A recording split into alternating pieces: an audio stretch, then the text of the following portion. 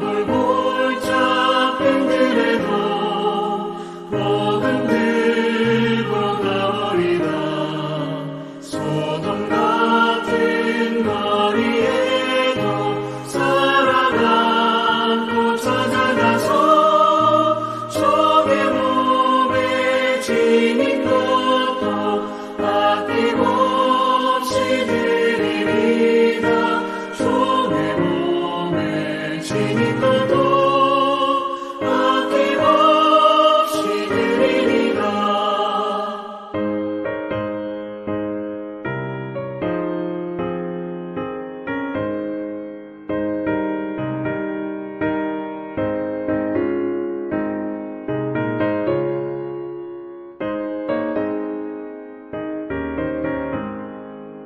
존귀 영광 모든 만세 주님 홀로 받으소서. 멸시천대 십자가는 제가 지고 가오리다. 이름 없이 빛도 없이 감사하며 섬기리다. 이름 없이 빛도 없이 감사하며 섬기리다. 아멘. 종들아, 모든 일에 육신의 상전들에게 순종하되 사람을 기쁘게 하는 자와 같이 눈가림만 하지 말고 오직 주를 두려워하여 성실한 마음으로 하라. 무슨 일을 하든지 마음을 다하여 주께 하듯 하고 사람에게 하듯 하지 말라. 이는 기업의 상을 주께 받을 줄 아나니 너희는 주 그리스도를 섬기느니라. 불의를 행하는 자는 불의의 보응을 받으리니 주는 사람을 외모로 취하심이 없느니라.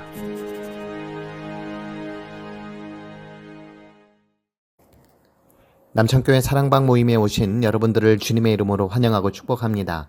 오늘은 골로새서 3장 22절부터 4장 1절 말씀을 통해 소명받는 자의 자세라는 제목으로 하나님의 말씀 전하겠습니다. 소명은 한자로 부를 소에 목숨명을 써서 부름받은 목숨이라는 의미를 갖고 있습니다. 이는 임금이 신하를 부르는 명령이나 하나님의 일을 하기 위해 주어지는 부르심입니다. 부르심은 은혜와 관계가 있습니다. 자격 없는 자에게 조건 없이 베풀어 주시는 은혜에 대한 경험은 부르신 소명에서 보내시는 사명으로 이어집니다. 소명을 받은 자는 부르신 자의 심부름을 잘 감당하기 위해 목숨까지 내던질 수 있는 자입니다. 바울은 예수님으로부터 큰 은혜를 입은 사람이었습니다. 나의 나된 것은 오로지 주의 은혜라고 고백했던 바울은 그 은혜에 힘입어 죽도록 충성하는 사명자가 되었습니다. 무엇보다 바울은 내가 달려갈 길과 주 예수께 받은 사명, 곧 하나님 은혜의 복음을 증언하는 일을 마치려 하면은 나의 생명조차 조금도 귀한 것으로 여기지 아니한다고 하였습니다. 이러한 바울이 골로새서 말씀을 통해 부르심을 받은 소명자의 자세에 대해서 언급하고 있습니다. 무엇보다도 바울은 소명받은 자는 성실해야 한다고 말씀합니다. 본문 22절 하반절에 보면 오직 주를 두려워하여 성실한 마음으로 하라 라고 말씀하고 있습니다. 성실은 인간의 성품 중 하나입니다. 그러나 성실은 하나님의 속성이기도 합니다. 시편 89편에서 시인은 내가 여호와의 인자하심을 영원히 노래하며 주의 성실하심을 내 입으로 대대에 알게 하겠다고 하였습니다. 하나님의 성실하심은 영어로 faithfulness입니다. 충실함, 신의, 성실함의 의미입니다. 인간에 대한 하나님의 태도도 이러한데 하나님으로부터 부름을 받은 사람의 자세도 그러해야 합니다. 부름받은 자는 자신의 능력이 아니라 하나님께서 주시는 능력으로 순종하는 사람입니다. 하나님의 성실하신 능력으로 감당하는 신앙인이 되어야겠습니다. 다음으로 소명받은 자는 무슨 일을 하든지 마음을 다하여 죽게 하듯 해야 합니다. 본문 23절입니다. 무슨 일을 하든지 마음을 다하여 죽게 하듯 하고 사람에게 하듯 하지 말라. 본문은 종들에게 주는 말씀입니다. 종은 주인을 위해 일하고 목숨을 바칩니다. 좋든 싫든 그것은 종의 타고난 운명입니다. 이 운명을 기구하게 여긴 사람들은 그렇지 않은 사람들보다 더 많았을 것입니다. 하고 싶은 마음보다는 하기 싫은 마음, 자발적인 마음보다는 억지로 해야 하는 일은 보람도 행복도 없습니다. 미래에 대한 소망도 꿈도 없습니다. 이런 상황 속에서 바울의 제안은 사람에게 하듯 하지 말고 마음을 다하여 죽게 하듯 하라는 것이었습니다. 일종의 패러다임의 전환입니다. 사람이 신분이나 지위는 낮아도 품격은 높을 수 있습니다. 가난해도 부유한 자보다 더 인격적이고 품위 있는 삶을 살 수도 있습니다. 이러한 태도는 나는 종으로 살고 있지만 사람이고 인격체라는 의식을 갖는 것입니다. 무엇보다 이것은 종이나 주인보다 더 높으신 하나님 앞에서 살고 있다는 인식입니다. 하나님은 차별이 없으신 분이고 외모로 취하는 분이 결코 아니십니다. 주인이라고 해서 모두 악한 사람만 있는 것은 아닙니다. 종에게 선한 마음을 베푼 사람도 있었고 종의 권익이나 신분을 따지지 않는 이들도 더러 있었습니다.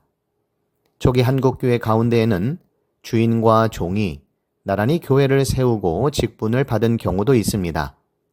종이라고 해서 하나님의 일에 제외되거나 허드렛 일만 하지도 않았습니다. 전북 김제에 살고 있던 조덕삼은 선교사를 만나 복음을 듣고 자신의 사랑채를 예배처소로 내놓았습니다. 이것이 금산교회의 시작이었습니다.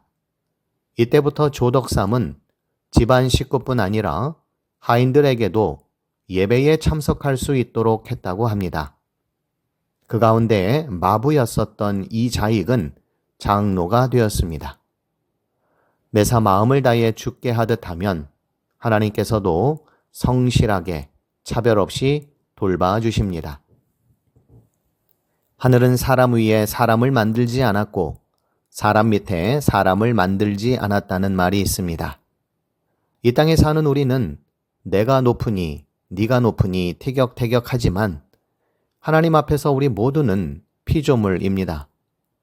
주님을 두려워하는 마음으로 하나님의 성실하심을 따라 부름받은 자리에서 성실하게 소명을 이루어가는 남천교회 모든 사명자들이 되시기를 축복하며 기도드립니다. 기도하시겠습니다. 하나님, 우리를 불러주신 주님의 부르심 앞에 감사와 감격하는 마음으로 섬기게 하여 주시옵소서. 우리에게 주신 귀한 생명을 하나님 앞에 내어놓기까지 충성할 수 있는 사명자 되게 하여 주옵소서. 예수님의 이름으로 기도드립니다. 아멘.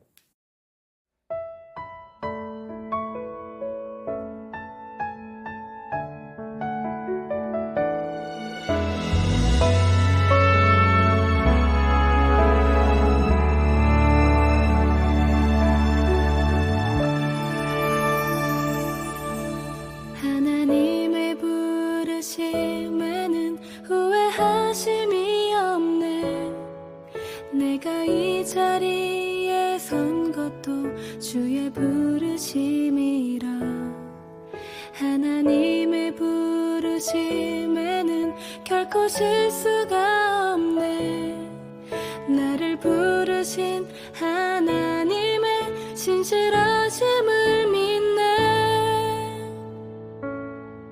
작은 나를 부르신 뜻을 나는 알 수 없지만 오직 감사와 순종으로 주의 길을 가리라.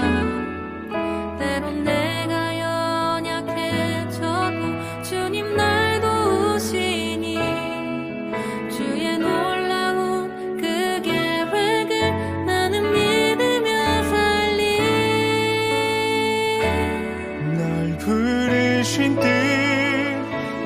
생각보다 크고 날 향한 계획 나의 지혜로 증량 못하나 가장 좋은 길로 가장 완전한 길로 오늘도 날 이끄심이네.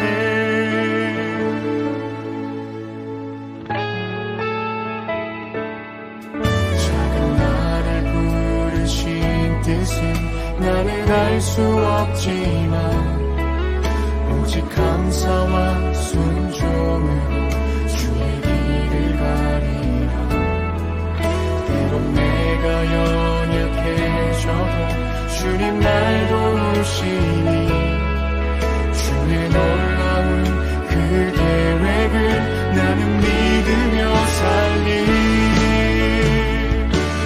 날 부르신 뜻 내 생각보다 크고 날 향한 계획 나의 지혜로 증명 못하나 가장 좋은 길로 가장 완전한 길로 오늘도 날 이끄시네.